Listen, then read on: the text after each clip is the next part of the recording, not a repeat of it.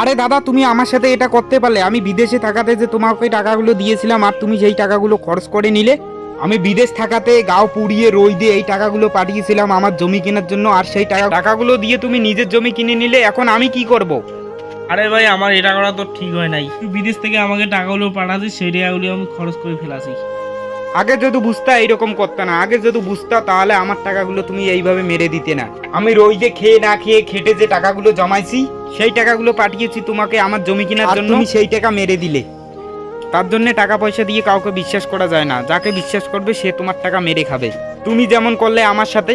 আমি বিদেশ থেকে টাকাগুলো পাঠাচ্ছি আর তুমি নিজের জমি কিনে নিলে। আমি এখন কি করব? আমার তো কিছু হলো না এখন। আমার আর ইচ্ছে করে না তোমার মতো ফালতু লোকের সঙ্গে কথা বলতে। থাকো তুমি, আমি যাই। আরে শাহিদ ভাই, বিদেশ যেতে তুই কোন দিন আসলু রে? আরে ভাই, হলো এই 2-4 দিন বিদেশ থেকে আসার। বিদেশ থেকে আমি রইতে কত টাকা কামাই করলাম জানিস? ওই টাকাগুলো আমার সব বিফলে গেল রে। কি হয়েছে তা তোর টাকা ভাই?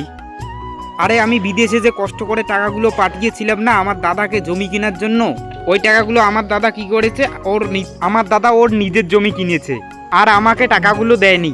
বিদেশ থেকে এসে শুনি ওই টাকাগুলো দিয়ে ওই জমি কিনে নিয়েছে। এখন আমি কি করব বলতো? এতগুলো টাকার ব্যাপার। ভাই, বেঁচে থাকতে মানুষকে বিশ্বাস করতে নাই।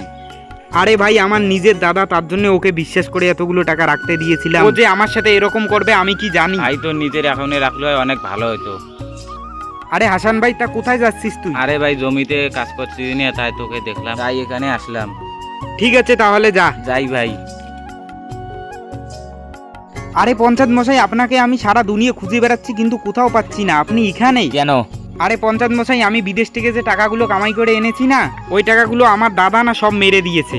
ওর জমি কিনেছে, আমার জমি কেনার জন্য পাঠিয়েছি, আমার জমি কিনে। এবার একটা বিচার করুন তো, কি বিচার করা যায়? ঠিক আছে, কালকে তাহলে যাব। ঠিক আছে।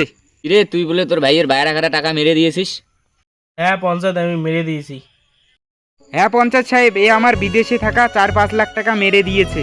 আমি বিদেশে কষ্ট করে রইদে খেয়ে না খেয়ে যে টাকাগুলো জমিয়েছিলাম জমি কেনার জন্য, একে বিশ্বাস করে টাকাগুলো, আর সে টাকাগুলো এ মেরে দিয়েছে আমার দাদা। বিশ্বাস করে পাঠিয়েছিলাম নিজের লোক হিসাবে, কিন্তু সে আমার বিশ্বাসঘাতকতা করলো। এর একটা ভালো বিচার করুন আপনি। যত টাকা মেরে দিয়েছিস কালকেই তোর সব টাকা শোধ করে দিতে হবে, নাহলে তোকে গ্রাম ছাড়া করে দেবো।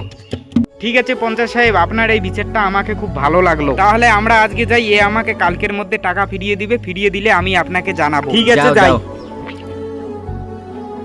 ভাই, আমার ভুল হয়ে গেছে, আমাকে ক্ষমা করে দে। তোর টাকাগুলো মারা আমার ঠিক হয় নাই।